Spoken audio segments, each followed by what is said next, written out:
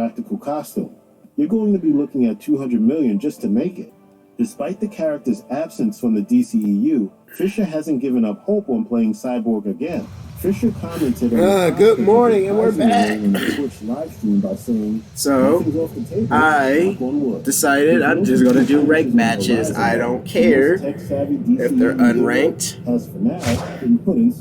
or if they're ranked. I don't care if I have a together enough deck. It doesn't matter right now because I have 0 rank points. It doesn't care.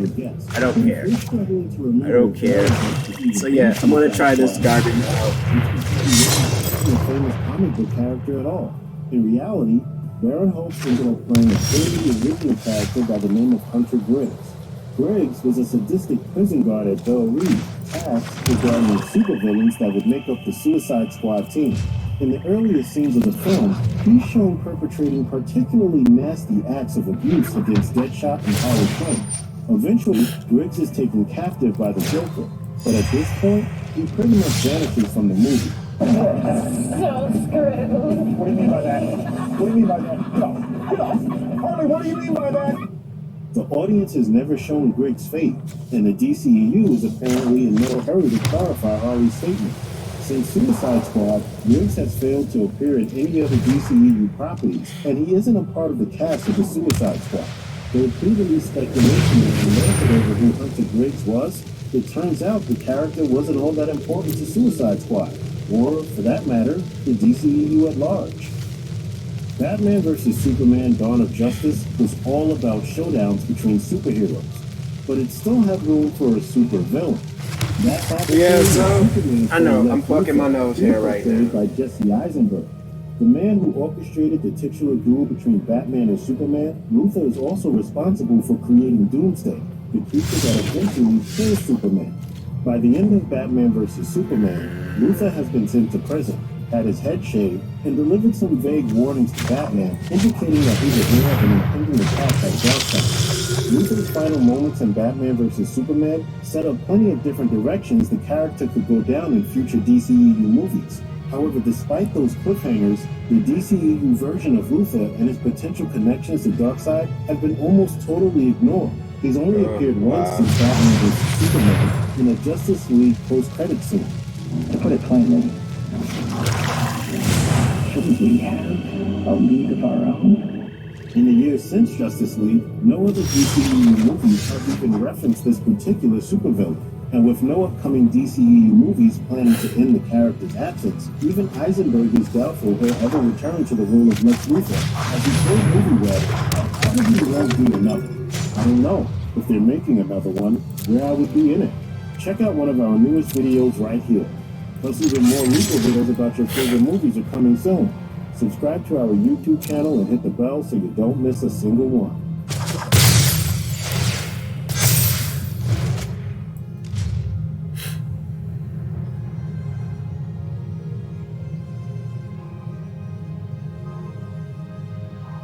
The things that make the Punisher so unique and polarizing go beyond the way he deals with criminals. From the influences that led to his creation to the strange evolution on the page, here's the in-depth, untold truth behind the Punisher. There are very few comic book characters whose creation hasn't been influenced by something else. The Punisher was Oh, we've got junk. Okay. I'm a kid. Created by John Pendleton in 1969, The Executioner was a series of pulpy adventure novels that were incredibly successful. As for what they were about, well, you can hear this sounds familiar. Mac Bolan was a highly decorated Green Beret whose service in the Vietnam War earned him an evocative nickname. Unfortunately, his action as a soldier couldn't keep him from experiencing tragedy on the home front. His family was killed in a gruesome crime that turned out to be tied to the Mafia, prompting Bolan to go AWOL and launch a one-man war against organized crime. A few years after Pendleton created The Executioner, The Punisher appeared in 1974's Amazing Spider-Man number 129. The version who appears there is a bit different from how he'd evolved over the next decade, but you can see the groundwork in the original story. Despite being a hired assassin working for the supervillain Jigsaw, he claimed to only kill those who deserved it. and was only targeting Spider-Man because he'd been tricked into believing that Spidey was a killer. He also mentions that he's a former Marine, but now fights, quote, a lonely war. Originally, the Punisher was conceived as a straight-up villain. In the course of writing the issue, however, Conway realized that, quote, we had a moral code I could use to resolve story points. As a result, the Punisher simply walked away at the end of the story, with Spider-Man getting out of the whole attempted murder thing pretty quickly. While he wouldn't get his own comic for another 10 years after his initial appearance, it wasn't long before the Punisher started headlining stories of his own. Mostly, this happened in the pages of magazines like Marvel Preview, which were printed without the approval of the comic's trade authority and lent themselves to more violent, adult-oriented tales.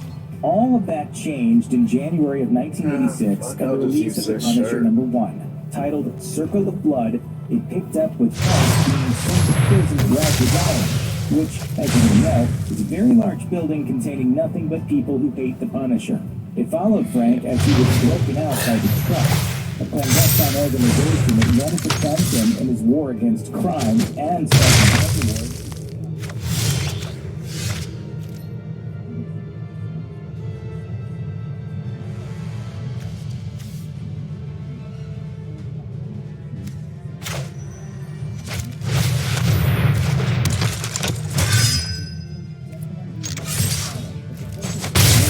Supervillain. Instead, much like it had in the beginning, the Punisher's solo adventures drew their influences from outside comics. That's a nice way of saying that writer Mike Baron spent a few years basically rewriting the action movie aisle of a blockbuster as 22-page comics. The most egregious example comes pretty early on. In Punisher #14, Frank goes undercover as a substitute teacher to root out a drug-dealing operation at a high school, an adventure that bears some striking similarities to Class of 1984, a film that's basically just, what if the guy from Death Wish was a high school teacher? To Baron's credit, though, the story where Frank goes undercover with a biker gang to topple their meth empire actually predates the release of Stone Cold, a cinematic flop starring ex-football player Brian Bosworth with the exact same plot by over a year. Frank Castle kills his enemies. It's the thing that sets him apart from the other characters in the Marvel Universe, and to a larger extent, superheroes as a whole. There is, however, a problem with that, at least from a storytelling standpoint. If you kill your enemies, they can never be developed into compelling nemesis. If you get right down to it, that's the real reason that Batman doesn't kill the Joker. He's just too popular to go away forever. I know your life, a destiny to live forever. That extends into another problem, in that it limits the scope of Frank's enemies to characters he can actually kill. The Punisher's arch enemy for the first year of his solo title was the Kingpin, and that story never resolves for the simple reason that it can't. The Kingpin is too big a character to be killed off by a guy who primarily fights regular human criminals. Put those traits together, and the end result is that the Punisher, by his very nature, doesn't have any villains who survive their first appearances. There are a few exceptions to the Punisher's tendency to kill off the Jigsaw? and the biggest is Jigsaw. After originally appearing in Amazing Spider-Man #162 with a shadowy cameo in the previous issue, Jigsaw would return as a bullet in Frank's side for years. Jigsaw was built around a pretty simple concept. In his early days as a vigilante, Frank chucked a guy named Billy Russo headfirst through a plate glass window. Billy's formerly handsome face was shredded by the shards of glass, and after it was stitched up into a form that closely resembled a jigsaw puzzle, he was out for revenge. The thing is, none of that really happens in his first appearance, possibly because it was a little too violent for 1976. Instead, when Jigsaw first appears, all that stuff is backstory, with the understanding that Frank has been around for a while doing terrible things to criminals. As for Jigsaw, there's something of a recurring gag about how he'll get his face fixed, only to have it messed up again by the end of the story. The greatest example of this might be the time that his face was healed by a mystically powerful villain named Lucifer, who wow. the actual devil himself. Yeah, That lasted that's a about long-ass 15 hair. pages before Frank repeatedly rammed Jigsaw's face into a cactus. As the closest thing Frank has to a long-term arch nemesis in the comics, it's not surprising that Jigsaw has made it into most adaptations of The Punisher, including the Netflix show. This version of the character had a very different origin. Rather than just being some two-bit mobster, Billy Russo was an old friend of Frank's that he'd served alongside in the Marines, which also made him one of the soldiers who'd killed an innocent man who was framed for being a terrorist. To keep it secret, Russo tried to kill Frank, but you already know how well that works out for the bad guys. At the end of season 1, Frank repeatedly smashed Billy's face into a mirror. Considering how violent the Netflix shows can get, it's a bit surprising that Billy's scars aren't quite as grotesque as his comic book counterparts. Instead, Netflix's Jigsaw developed a fascination with the masks he wore while recovering from his injuries, decorating them to be creepy, disfigured skulls due to his nightmares about Frank. He did share the original's desire for revenge, though, and his success rate. By the end of the 80s, the Punisher was well on his way to becoming one of the most popular characters in Marvel's catalog of heroes. He also had one advantage that Spider-Man and the X-Men didn't. He didn't have the kind of superpowers that would require a massive special effects budget to bring to film. As a result, the 1989 Punisher movie, in which Dolph Lundgren starred as Frank Castle, probably seemed like a safe bet for low-budget success. It was not. The film was never theatrically released in America and wouldn't hit home video until 1991. Looking back from 30 years later, however, The Punisher '89 has its share of flaws, but it's also a pretty faithful adaptation. The plot is lifted from the first year of Punisher solo comics, where Frank's war against the mob caused him to seek an uneasy alliance with the Yakuza. The origin was changed to make Frank a cop rather than a soldier, distancing him from Vietnam, but that's also a tactic that different comic book versions of the character have used. Yeah. It's no exaggeration to say that by the early 90s, Punisher was one of Marvel's most popular characters. If you need proof, look no further than the sheer amount of comics about the character that were being published. While the Punisher was starring in 3, and 4 all had one apiece. The Avengers had their regular title and Avengers West Coast. The only other characters on or above Frank's level at the time were Spider-Man with 4 and the all-consuming, unstoppable steamroller that was the X-Men, which topped out at somewhere around 9 or 10, if you count everything that had a reasonable chance of Wolverine showing. On top of that, there were dozens of miniseries, one-shots, and specials. All told, there were around 26 different Punisher series or one-shots published between 1990 and 1995, clocking in with a total of 342 issues and 3 book-length original graphic novels. For comparison, that's how many issues of Amazing Spider-Man were published from 1963 to 1991. The strangest one by far, however, was Punisher Armory, a 10-issue series written and drawn by Elliot R. Brown in 1990. Punisher Armory's first issue promised to reveal his thoughts, his feelings, his weapons, and did exactly that. There was no plot, just full-page drawings of guns and other assorted weapons, captioned with highly detailed reviews written from Frank Castle's point of view. Please note that almost all of these were real guns, and said reviews often contained Frank's endorsements for real-life gun manufacturers. The weirdest thing about Punisher Armory is when you try to figure out why it exists in the world of the comics themselves. If these are Frank's thoughts about his weapons, then who is he writing them down for? Why would you do this? Only slightly less bizarre than Punisher Armory was the franchise's 4th ongoing series, and the only one that didn't affect Punisher 2099. Launched in 1992, the first wave of 2099 books was focused on cyberpunk versions of Spider-Man, Dr. Doom, and the Punisher, along with a new book called Ravage 2099. While the rest of the line was of varying quality, Punisher 2099 is worth your time if you ever find it in a dollar bin somewhere. Jake Gallows essentially had the same origin as Frank. Family murdered by bad guys, big jacket with a skull on it, etc. But when he found the original Punisher's old war journal, he decided to take up his one-man war. If Frank was an anti-hero you could understand, Jake was a full-on fascist with a secret prison under his house where he kept bad guys until he executed them by disintegrating them one cell at a time. He would later become the director of S.H.I.E.L.D. after Dr. Doom took over the world. By 1995, the age of Frank holding down daily monthly titles and flooding the market with spin-offs was over. But to be fair, it wasn't just him. After the massive speculator-driven boom in the early 90s that had seen comics like X-Men #1 selling in the millions, the comics industry really collapsed, with a contraction that saw Marvel declaring bankruptcy in 1996. This led the company to sell off the movie rights to popular characters like Spider-Man and the X-Men, leaving them with the ones nobody was really interested in. You know, Iron Man, Thor, the Avengers. Who would want to see a movie with those B-listers?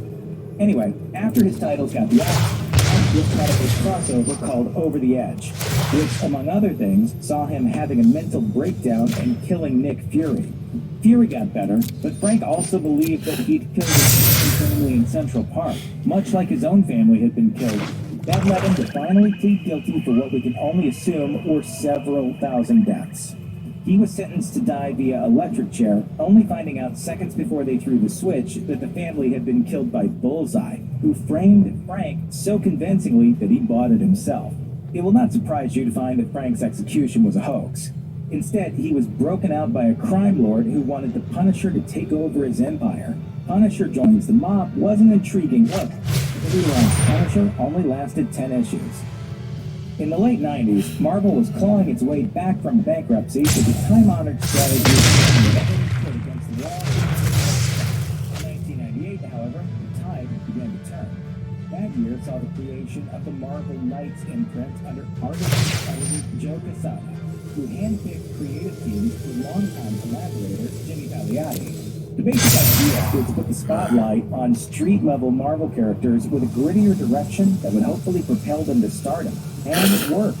So well, in fact, that Quesada wound up becoming Marvel's editor-in-chief 2 years later and chief creative officer in 2010. Looking at the 4 titles that launched the line, it's easy to see why. Black Panther redefined the character, introducing lasting concepts like the Dora Milaje, and blending the Panther's cooler-than-Bond world-traveling Royal Avenger status with street-level action. Paul Jenkins and Jay Lee's Inhumans was the most well-regarded run on those characters since their creation, and has kept that status in the decades since. The flagship book, Daredevil, paired Quesada with writer and filmmaker Kevin Smith, sparking a trend of recruiting from Hollywood that continues. And then there was Punisher, Tom Shinosky, and the legendary Bernie Wrightson, which is commonly regarded as the low point in the character's long history. The concept they came up with was very strange, even by Punisher standards. After killing himself, Frank was resurrected as a ghost and recruited by angels to hunt down demons, using magic machine guns and his magic trench coat. The twist was that his celestial recruitment officer had actually been his family's guardian angel, who had been asleep on the job the day they were killed in Central Park.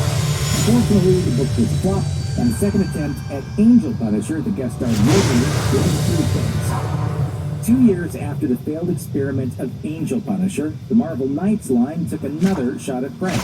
And this time, it worked so well that it would become the definitive take on the character. Fresh from their massively successful Creature at DC's Vertigo imprint, writer Garth Ennis and artist Steve Dillon took a back-to-basics approach of pitting Frank against an over-the-top caricature of the mob. Dillon and Ennis brought Punisher the same blend of ultra-violence, grim humor, and surprisingly deep character work that made Creature a hit.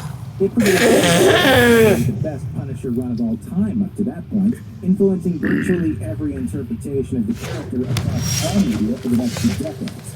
Ennis would wind up sticking around as the character's primary writer for the next 8 years, with a few scattered stories since. In that time, he oversaw the Punisher's transition from the Marvel Knights line to the flagship of Marvel Knights. While Marvel Knights had been more of a gray area, the Punisher of the Max years just did not coexist with Spider-Man and Captain America. Propelled by his renewed success in the comics, the Punisher would hit the screen once again in 2004. James Smith and John Travolta as the villainous mob boss Howard Saint. This time, the film was influenced by the Dillon run, bringing in characters like the Russian, a nearly indestructible assassin played by wrestler Kevin Nash. Unfortunately, in terms of quality, Punisher 2004 is roughly equal to Punisher 89. While it had a little of the flavor of the comic, it was the choices that dragged it down. a lot of things that didn't need explaining or given detailed origins, like getting his skull logo from his son back to get scared. Frank was also an undercover FBI agent, making his family's death a revenge killing rather than the random violence of the original. Perhaps strangest, the setting was moved from New York. Despite the movie's flaws, Jane is a solid choice and clearly developed a connection with the character. He voiced the Punisher in a video game and pulled out of a sequel because he didn't believe in the script. In 2012, he even made a well-received 10-minute fan film called Dirty Laundry, where he reprised the role. Even Jon Bernthal, who would go on to play the Punisher on Netflix, was a big fan. A third Punisher film, Punisher Warzone, was released in 2008 from Academy Award nominee. Warzone is a fun one.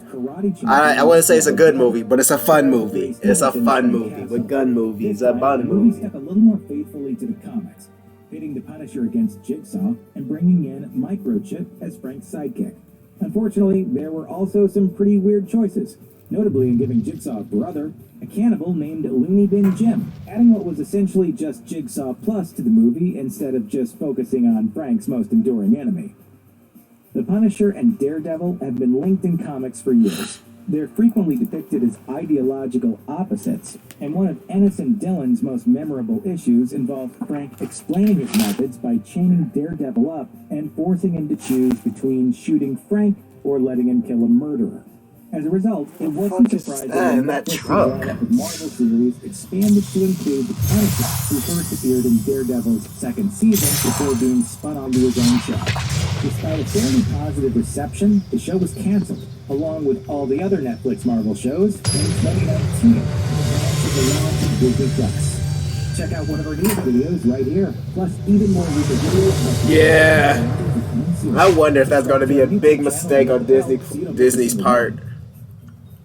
I don't know. The Netflix shows were good. They were good. They were all enjoyable except for Iron Fist. It's like, yeah, there's a good story somewhere in Iron Fist. I just don't know where it is. It's like Iron Fist, which they could have did so many things. It's like, because my ignorant ass thought for years that Iron Fist was a half Chinese American character. I'm like, because in the comics, his mother's drawn vaguely Asian. If you look back in those 70s comics, and I was okay with that. It's like, okay, yeah, and that's what they kind of should have did with that fucking Netflix series. Made him half Asian, half American. That would have been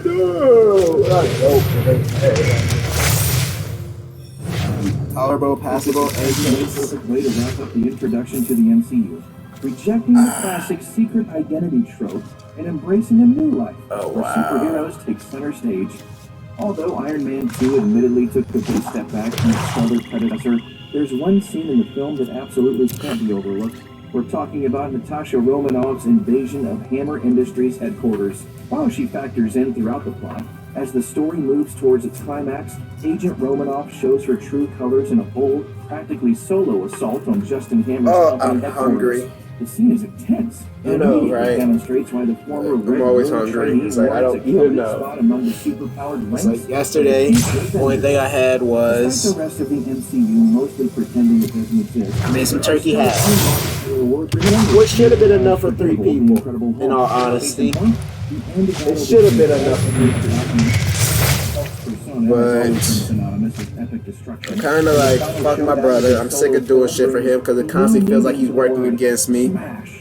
And Midge was at work. Crash through Harlem, they upend cars, destroy streets, and damage buildings. The scene is nothing short of catastrophic, but it's also a blast. So yeah, I ended up eating that whole pan of turkey hash last night. Through the ring and proven himself a worthy and competent ruler of Asgard. But when he was initially introduced, he was a cocky jerk. In his first comic film, Thor sparks an interplanetary war and is exiled to Earth until he can prove himself worthy of the station to which he was born. When he finally sacrifices his own ego and does what's right, it leads to the best scene in the movie. After being nearly beaten by the Destroyer, the Asgardian finally becomes worthy to wield Mjolnir once again. And it's enough to get any fan up and out of their seat cheering him on. Although the bulk of Captain America's first film is set during World War II, it ends up being the modern-day last scene of the film that makes the biggest impact. When Steve Rogers wakes up from his 70-year-long doze, he finds himself in the year 2011. As he looks around his hospital room, he realizes that everything isn't what it seems. Flashing out into the streets, he's confronted by Nick Fury, who informs him that he's been in an icy tomb for nearly 3/4 of a century. The dramatic relief reaches the hero's dream, but all he can think to say is... Considering everything that Cap gave up when he thought he was sacrificing himself back in 1945, there's no better way to pull on the audience's heartstrings. The Avengers is the first time we see the following the various heroes as they come together and gradually form a bond under the watchful eye of Nick Fury. The movie has plenty of memorable moments, from Thor and Iron Man beating it out in a forest, to Hulk smashing Loki into the floor of Stark Tower. However, and that's the first time the entire team is shown together in their full colors, grouped in the streets of the Big Apple, storming together as they're surrounded by hordes of Chitauri soldiers. The scene is about as epic as they get. Relatively simple compared to many of the flashier scenes in the MCU, the sheer intensity of the elevator fight scene in Captain America: The Winter Soldier is enough to sweep viewers and Hydra agents alike right off their feet. Seriously outnumbered, lacking proper weaponry, and given little to no breathing room, Steve Rogers still manages to make short work of his opponents. The impressive close quarters fight scene is an effective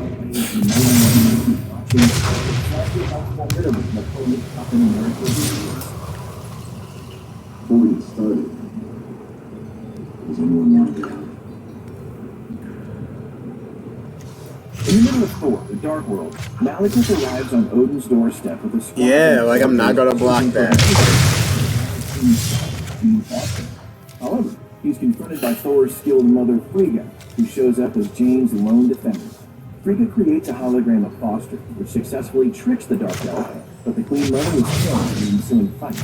It's an impressive look whose noble sacrifice goes on to protect both her sons.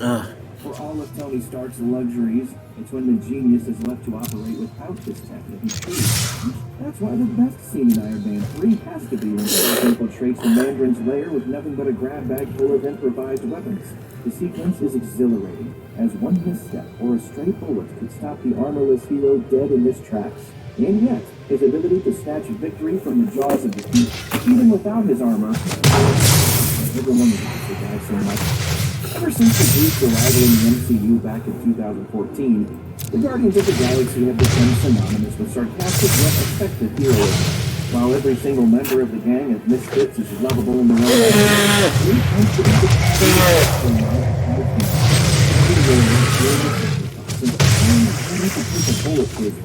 it's clear that although Groot is a tree of few words, he has the heart of a hero. Nowhere is this more clear than in the best scene of Guardians of the Galaxy, giving his own life by growing a living cocoon around his friends as they hurtled through the air over sunlight. Groot's final words deviated ever so slightly from his typical catch-all phrase when he told his friends, Groot.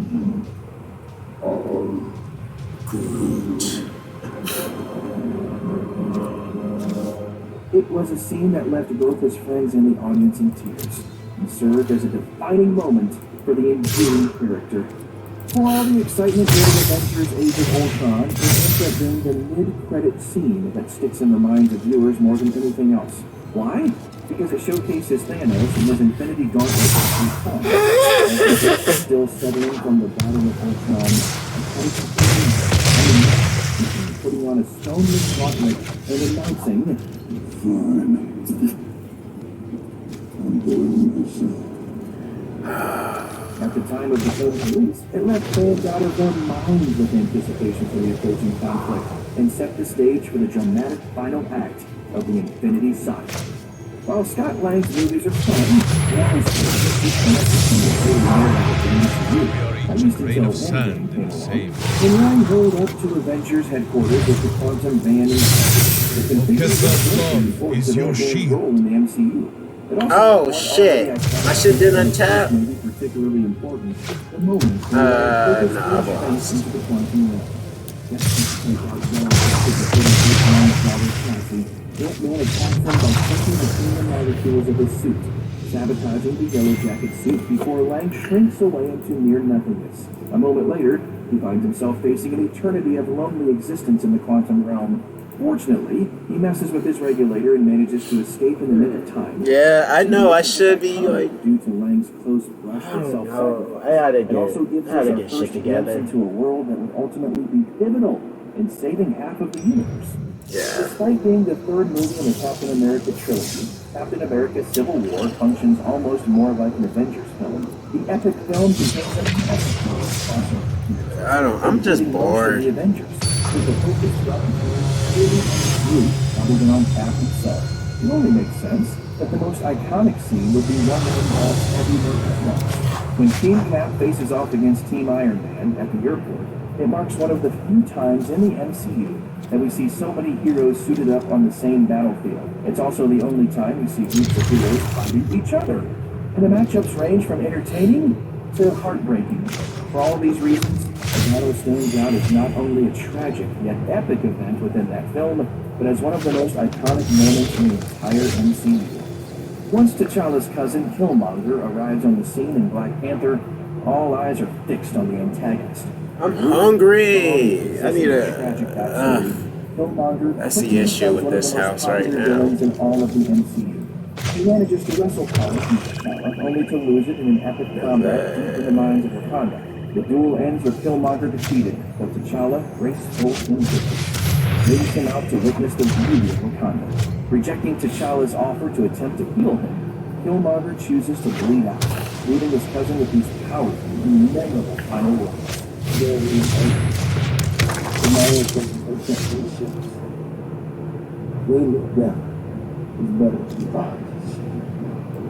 In Spider-Man Homecoming, the web-slinger's first MCU solo movie perfectly portrays Peter as a friendly neighborhood Spider-Man, while also expertly continuing to weave him into the greater MCU story.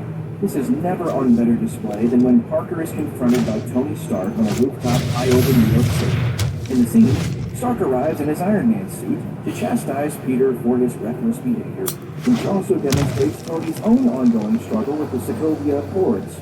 Eventually, he informs his young protege and will need to return his suit.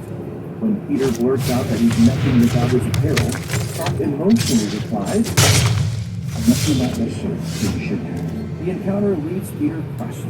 It also forces him to come into his own as Peter, looking at one of the most pivotal scenes in the movie.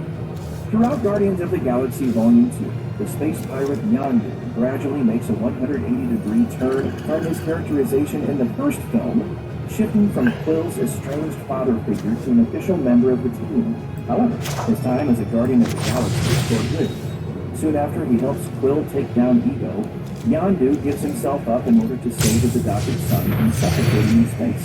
Yondu's sacrifice is honored with an extravagant funeral scene in which other Ravager factions arrive unexpectedly to celebrate their former colleague and honor his memory. Several of the faction leaders are shown giving farewell addresses, and space fireworks are fired off in plenty. The iconic scene is a fitting testament to Yondu's impact on the Guardian storyline. While heroes like the Avengers and the Guardians of the Galaxy spend their time saving the physical universe from disaster, Doctor Strange tends to operate on a different playing field. The master of the mystic arts stays busy to ensure that the infinite versions of the multiverse are safe and secure. Fuck me. I'm high. I need to get D's and B's and A's and C's and all the fucking shit. From just dimension difference from typical MCU battles and how it relies on Strange's rather than his physical strength. Strange keeps Dormammu in a time loop by dying over and over again, refusing to release him until Dormammu agrees to his terms. It's the perfect demonstration of how dramatically different Strange's tactics are from the other heroes of the MCU. As he guards so many worlds, from imminent disaster. In a film full of noteworthy scenes, that moment has to be when Thor is pitted against the Grandmaster champion in a gladiatorial I want some ring, tobacco. and it turns out to be the Hulk. Thor's reaction to discovering the identity of his opponent is instantly iconic, with the God of Thunder yelling, Hey! Hey! We know each other! We're friends from work! From there, the two Avengers tumble around the arena in a rowdy freak, the audience thoroughly entertained. It became the genius reintroduction of Hulk after he went missing at the end of Age of Ultron, and the over-the-top gladiator setting. The entertaining scene became the most memorable part of the movie. From start to finish, Avengers Infinity War is filled with heroes and response. But amidst all of the desperate action, the hilarious one-liners, and the incredible team-ups, it's the shocking ending of the film that stands out as easily the most iconic. The entire plot of Infinity War revolves around the Avengers and the Guardians of the Galaxy doing their best to stop Thanos from pulling off his mad crusade to collect the Infinity Stones and wipe out half of the universe. But despite the Avengers' valiant attempts to stop him, the Mad Titan actually succeeds in his quest, killing multiple heroes in the process. As half of life in the universe fades away with the surviving heroes helplessly looking on in horror, it's hard to process the cold, inevitable truth. Surprisingly, when it comes to Ant-Man and Wasp, it isn't the numerous trips into the quantum realm that stand out the most. It's the aspects that are seen. With the movie releasing between Infinity War and Endgame, the question on everyone's mind was how it all fits into the larger MCU narrative. The question is left unaddressed until the credits begin. Road car. You get a quick scene in which Lang heads down to the quantum realm for a short break. Little does he realize, this is the exact moment that the snap takes place, leaving Lang stuck in the quantum realm for the next 5 years.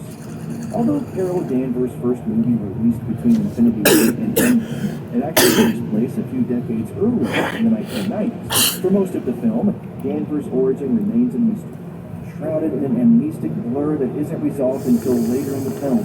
All of this makes for a fun ride as Carol embarks on a journey that slowly leads to her taking up a mantle. I can forgive Miss Marvel for playing Gwen Stefani's "I'm Just a Girl," even though in the timeline of the movie, that song is released a year later than that movie is taking place. But as just a generic girl power song for the movie, I think it works. I think it works. To the best of two original Avengers, Avengers Endgame is so packed with memorable moments that it's hard to decide which one is the most iconic. However, there's one scene that manages to rise above the rest. Yeah, well, it looks like I'm just losing today again. So let's see. This might be my last match for a while. When Captain America looked out at his new I definitely gotta have to do some shit around the house. The unfinished phrase left die-hard Marvel fans in a tizzy until Endgame finally soothed their pain. As the climactic battle.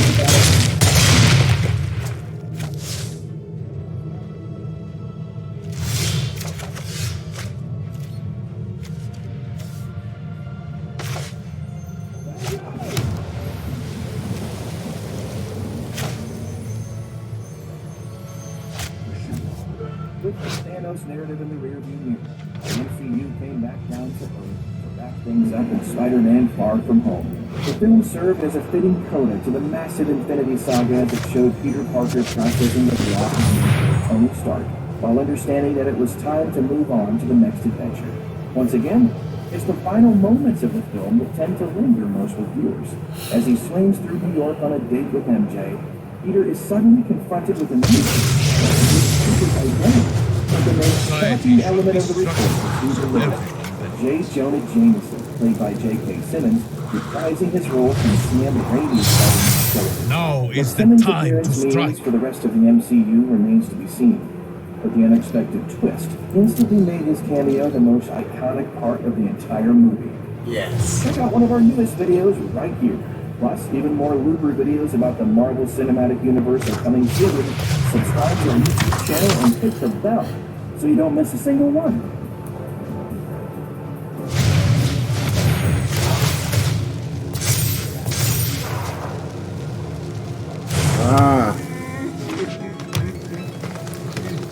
Marvel's hair The sucks. massive scope of the MCU has allowed Marvel Studios I mean, body hair in general to sucks. interconnect a universe built on a shared continuity. And much like Honestly, I wish I was a that hairless means twink things can be sometimes. Pretty complicated.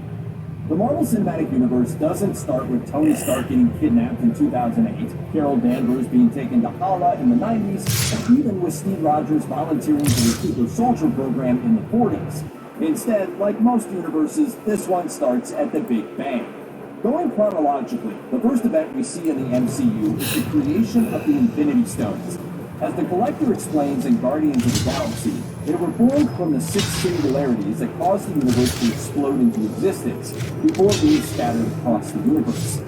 That, of course, was billions of years ago, but millions of years before we get to the present-day MCU, Ego the Living Planet comes into existence and starts seeding worlds with his essence in an attempt to create another celestial being like himself. Thousands of years ago, as we find out in Thor the Dark World, Malekith the Accursed laid siege to Asgard and was fought off by Bor, the father of Odin. With advantage, Malekith, which turns out to be a temporary solution. And we don't know exactly when. The next chronological event we see from our characters is Odin's conquest of the 9 realms, alongside his first child Hela, goddess of death. During this era, the magic warhammer Mjolnir is forged in the heart of a dying star, and long before Thor, Hela faces its battle. Once the realms have been conquered, Hela's bloodthirsty nature causes Odin to turn against her, and in the battle that follows, Hela destroys the boundaries.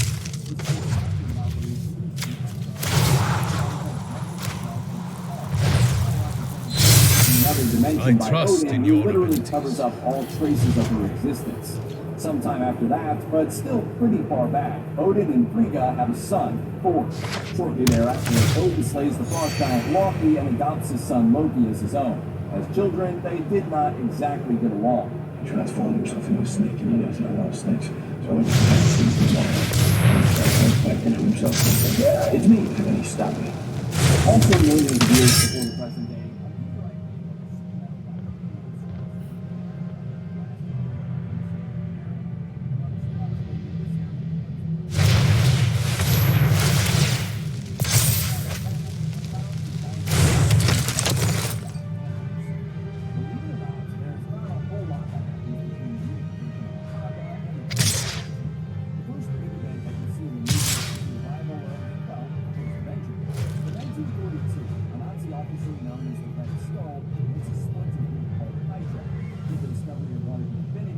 he creates a technologically advanced army of his own.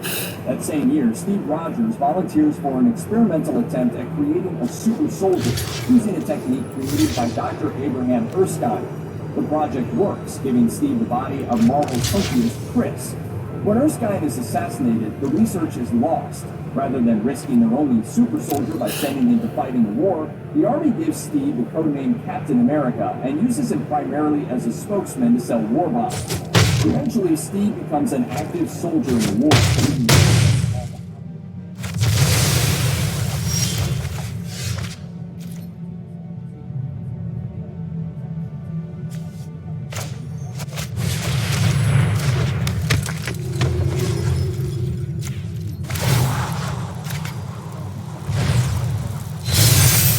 I will guard your advance. Serving as a sort of spectral guardian to the Soul Stone.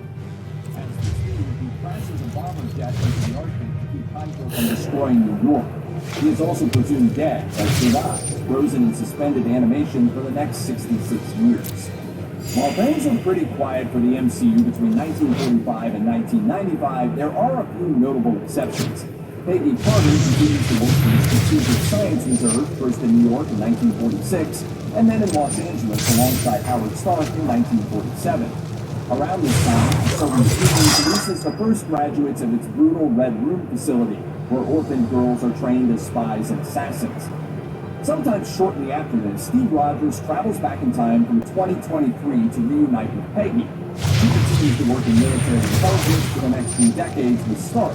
Defense contracts turned Stark Industries into the world's leading arms manufacturer. By 1970, both of them were working out of SSR headquarters at Camp Lehigh, along with a few other notable figures, including Arnim Zola. His body dies in 1972, and his brain is transferred into a computer data bank that continues Hydra's infiltration of the government. Also, Hank Pym is working here, assisted by Bill Foster in his experiments with the size-changing Pym particles that will allow him and his wife Janet Van Dyne to become the original Ant-Man and Wasp.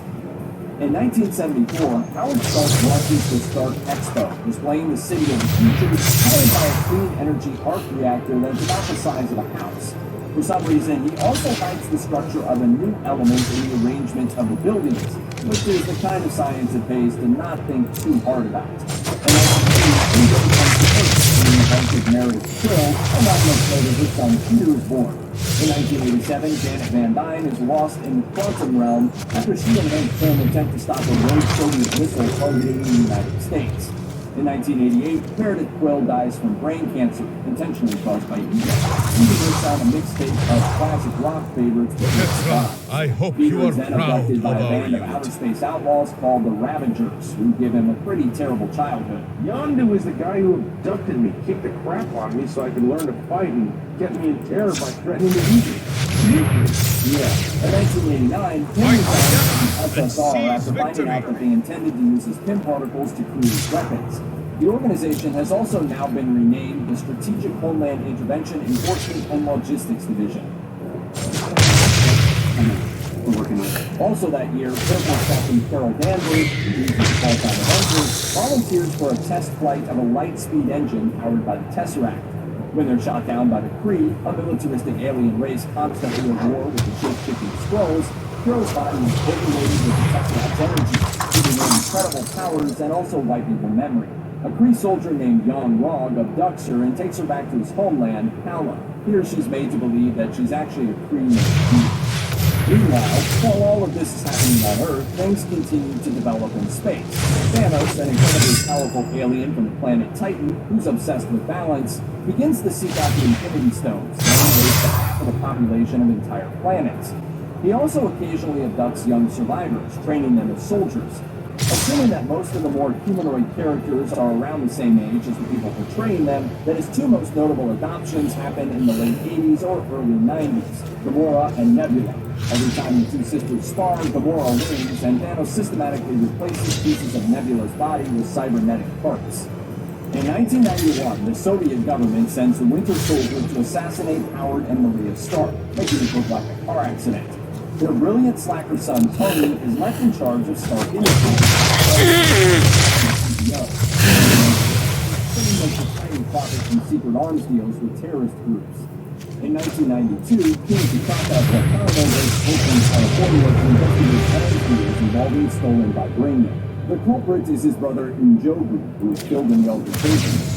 Njobu's son Eric is a witness to the whole thing and grows up craving revenge. In 1995, Carol Danvers, still without her memories of Earth, returns to her home ally will support you. Skrulls. She teams up with S.H.I.E.L.D. agents Nick Fury and Bill Coulson to stop the Skrulls from invading Earth. It turns out that the Kree are the bad guys, with Yon Rog on route.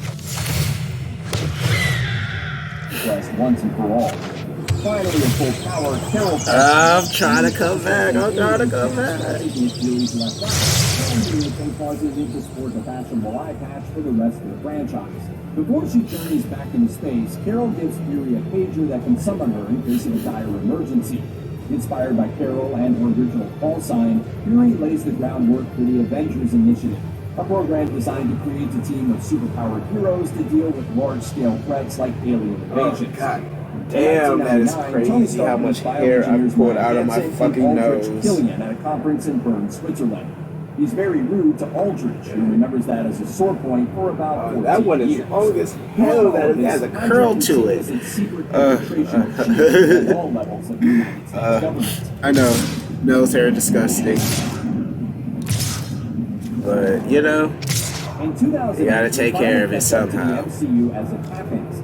Tony Stark is demonstrating his newest weapons in the Middle East when he's kidnapped by a terrorist organization called the Ten Rings, in what will eventually be revealed as a plot by Stain to get Tony out of the picture. While he's imprisoned, the terrorists force him and another terrorist, who was also at that fateful 1999 convention in Bern, to make weapons for them. Instead, Tony is able to recreate a miniaturized arc reactor, using it to stabilize a piece of shrapnel that's lodged near his heart. It's impossible. Tony Stark was able to build it. with a bunch of scraps! The reactor also powers the Iron Man, a suit of weaponized armor built from scrap, which allows Tony to escape after Jensen's death. He returns to America, eats a cheeseburger, refines his design, and runs back to 2 rings and a brutally effective display of the Iron Man's weapons. He also defeats Stain, who attempts to kill Tony and creates his own massive suit of powered armor. Tony then publicly reveals his identity. You are a sandstorm. Which causes Nick Fury to approach him about the Avengers initiative. Around the same time as Tony's capture, Dr. Bruce Banner is working on recreating the super soldier. Instead of Erskine's vital rays, he uses gamma radiation, testing it on himself and turning himself into a rampaging green monstrous Hulk whenever he's attacked. Yeah. I came back. He returns to America in search of a cure for his condition. He winds up dealing with a scientist named Samuel Stearns, whose attempt to recreate the Hulk turned Special Forces soldier Emil Blonsky into the monstrous abomination.